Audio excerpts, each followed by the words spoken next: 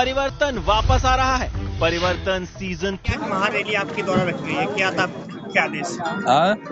किस तरह की आपके द्वारा ये महारैली ये रखी गई है, क्या महारैली मुख्य आदेश राष्ट्रीय है? परिवर्तन मोर्चा की है।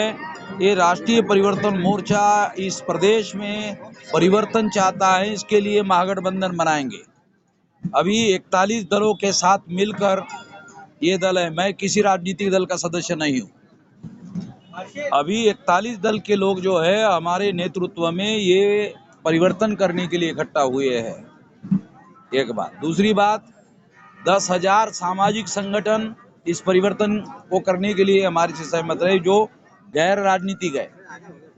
तीसरी बात, ये परिवर्तन करने के लिए हम लोग समाजवादी पार्टी के साथ या तो गठबंधन करेंगे, और जब करेंगे तो ये महागठबंधन हो जाएगा। गठबंधन तो ऑलरेडी हो गया है, और जब महागठबंधन हो गया तो समझ लो दूसरे दिन से बीजेपी की हालत खराब हो जाएगी। कांग्रेस के साथ भी वार्ता चल रही है, अपने ओवैसी साहब से भी वार्ता चल रही है। कितनी सीटों पर प्रत्याशी उतारेंगे आप? जो बहुजन मुक्ति पार्टी है वो 403 अकेले ही लड़ने लायक है, मगर अब 41 दल है, तो 41 दल है तो उनको भी सीटें बांटनी होगी, मिलकर लड़ना होगा, क्योंकि अकेले बहुजन मुक्ति पार्टी चुनाव हरवाने के स्थिति में नहीं है। तो गठबंधन करके लड़ेंगे तो उनको सीटें देनी होगी। और यदि कांग्रेस के साथ हो गया, समाजवादी के साथ हो गया, या समाजवादी के साथ हो गया, तो आपको याद है मुलायम सिंह जी को काशीराम जी ने मुख्यमंत्री बनवाया था, और मुख्यमंत्री बनने के बाद एक चमत्कार हो गया था कि अयोध्या में बीजेपी चुनाव हार गई थी, और नारा लगा था, मिले मुलायम काशीराम, हवा में उड़ गया जय श्री राम। अब तक कितने दल शामिल हो चुके हैं आपके साथ? अभी 41 दल के लोगों की लिस्ट है। कल कहाँ थे भाई हम? हापुड़ में 2 दल के लोग जो आए थे, उनसे अभी दिल्ली में वार्ता होनी है कल। ओवैसी साहब से बात चलिए, क्या मामला चला उसमें? 3 दौर की वार्ता हो चुकी है। वार्ता सार्वजनिक नहीं कर सकता हूँ, ये थोड़ी मर्यादा है। बस इतना बता रहा हूँ कि वार्ता हो गई है।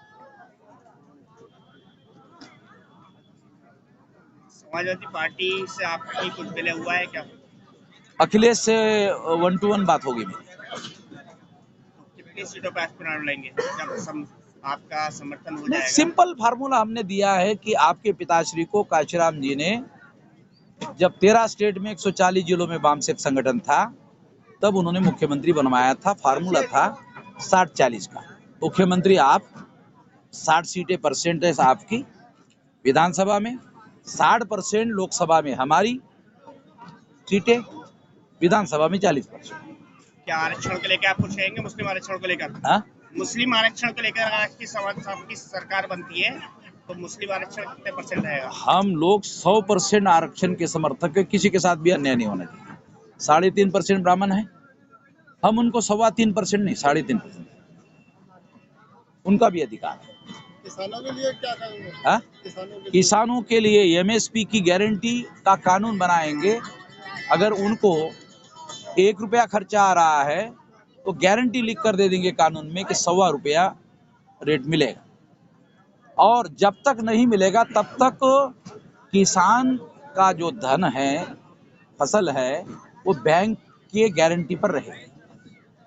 किसान जल्दी अपना सामान क्यों बेचता है? क्योंकि उसको साहूकार को पैसे देने होते, इस वजह से उसके रेट जो है घट जाता है। तो बैंक की गारंटी सरकार के द्वारा दिलाई जाएगी, तो उसको अपना सामान इमीडिएट बेचने की जरूरत नहीं रहेगी। तीसरा, बैंक जो गारंटी दे करके देगा, वो उचित समय पर जो 1000 रुपए किलो का अनाज ले लिया है, वो कुछ दिन के बाद 2000 हो जाता है, तो 1000 रुपया बैंक वालों को बेनिफिट होगा। बैंक इस देश में हमारे कमजोर हुए हैं। NPA की वजह से उद्योगपति को पैसा देते हैं, तो उद्योगपति पैसा लौटाता ही नहीं, ब्याज भी नहीं देता है, मूलधन भी नहीं देता है, NPA कर देता है। नॉन परफॉर्मिंग असेट, ऐसा शब्द प्रयोग करते भारत सरकार के लोग। लोगों को समझ में नहीं आता साला ये नॉन परफॉर्मिंग असेट क्या है। नॉन परफॉर्मिंग असेट ये है कि जो उद्योगपति ने बैंक से कर्जा लिया वो ब्याज भी नहीं देता है और मूलधन भी नहीं देता है। अगर किसान को 50,000 रुपया दिया तो उसके ढोर डंगर लेके खोल के लेके जाते हैं। है कि नहीं? देश में चला है कानून। अभी आपने एक बयान दिया था अल्पसंख्यक पर। हाँ। मुसलमान इतना परसेंट है, इंटर अल्पसंख्यक क्यों कहलाता अपने आपको, इस पे आप क्या कहना चाहेंगे? ये देखो, भारत के संविधान ने हर 21 साल के व्यक्ति को पहले और बाद में 18 साल के व्यक्ति को वोट का अधिकार दिया है। ये वोट का महत्व इस देश में आम लोगों को समझ में नहीं आता है, इस वजह से भ्रम के शिकार हो जाते हैं। हम ये कह रहे हैं कि ब्राह्मणों की 5 नेशनल पार्टियां हैं, 6% जिसको वोट मिलता है वो पार्टी रजिस्टर होती है, 3 राज्यों में होने के बाद राष्ट्रीय पार्टी बनती है। अरे एक पार्टी राष्ट्रीय नहीं हो सकती 3.5% वालों की, 5 नेशनल लेवल की पार्टियां हैं, और जिनकी 15% संख्या है उनकी एक भी नेशनल लेवल की पार्टी नहीं है ना? रियलिटी है।